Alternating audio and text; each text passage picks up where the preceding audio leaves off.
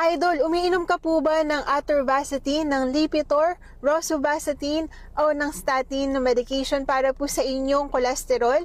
Ano po ba ang nagagawa po ng Lipitor o ng atorvastatin o ng rosuvastatin?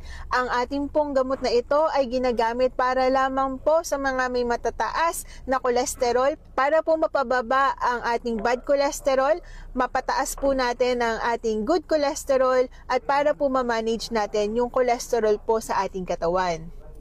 Safe po bang inumin to, Idol? Kailangan po ay ito ay prescripted ng doktor. Kailangan po ay sundin po natin kung kailan po na ito gustong ipainom sa inyo. Maaring pong sa umaga o maaring pong sa gabi. Lipitor or ng atorvastatin o rosuvastatin at iba pa pong mga kapatid niyan. Kailangan po ay inumin po ninyo yung gamot ng same time every day.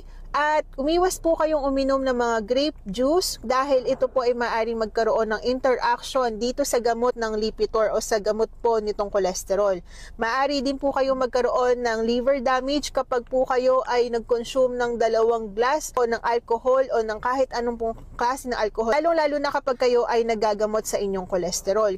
Kailangan po ninyong pangalagaan ang inyong health. Kailangan po ninyong i-prioritize ang pag-inom po ng gamot para po sa inyong kolesterol. Sabayan po din ninyo ito ng healthy diet, ng exercise, pagtulog ng sapat, at huwag po kayo magpaka-stress. Magandang buhay po mga idol. Please stay happy, stay healthy, and good vibes only. Please don't forget to like, share, and follow me for more videos. Magandang buhay po mga idol.